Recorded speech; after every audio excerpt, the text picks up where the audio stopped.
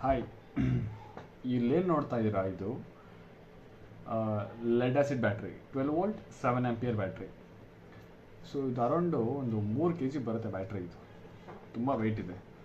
So ಈ 7 ampere ಬ್ಯಾಟ್ರಿನ charge ಹಾಕಿದ್ರೆ ತುಂಬ ಟೈಮ್ ಬೇಕು ಫುಲ್ 12 ವೋಲ್ಟ್ ಆಗೋಕ್ಕೆ, ಫುಲ್ ಚಾರ್ಜ್ ಆಗಲಿಕ್ಕೆ. ಮೀನ್ಸ್ ತುಂಬ ವೆಯ್ಟ್ ಇದೆ. ಯು ಪಿ ಎಸ್ ಒಳಗಡೆ ಇದನ್ನ ನೋಡಿರ್ತೀರ, U P S system, U P S ಒಳಗಡೆ. ನನ್ನ ಹತ್ರ ಇನ್ನೊಂದು ಬ್ಯಾಟ್ರಿ ಇದೆ. ಇದು ನಾನು ಮಾಡಿರೋ ಬ್ಯಾಟ್ರಿ.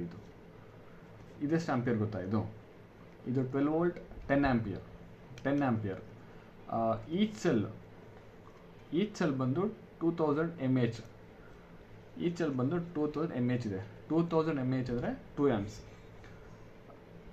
2, 4, 6, 8, 10 ಇಷ್ಟು ಪ್ಯಾರಲ್ ಆಗಿರುತ್ತೆ. 3 cell, 1, 2, 3, 1, 2, 3, 4, 5 cell parallel, 3 cell series with include BMS.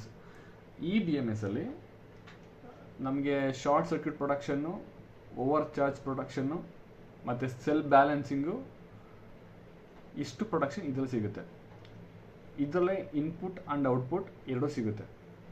So it include ಬ್ಯಾಟ್ರಿಗೆ ಎಷ್ಟು ಲೆವೆಲ್ ಏನಿದೆ ಅನ್ನೋದು ತೋರಿಸುತ್ತೆ. 1 ಸೆಕೆಂಡ್.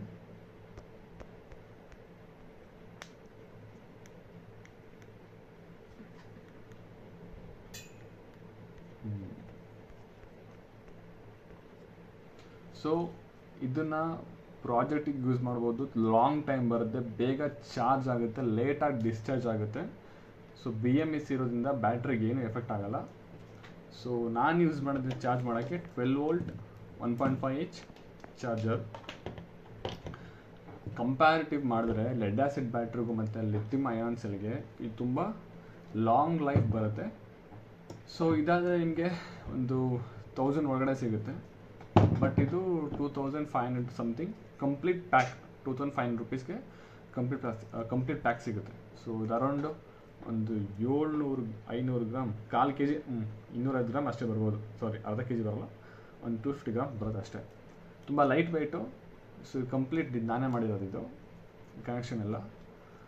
ಸೊ ಇದು ಯಾವ್ದಾರ ಪ್ರಾಜೆಕ್ಟಿಗೆ ಬೇಕಿದ್ರೆ DM ಮಾಡಿ.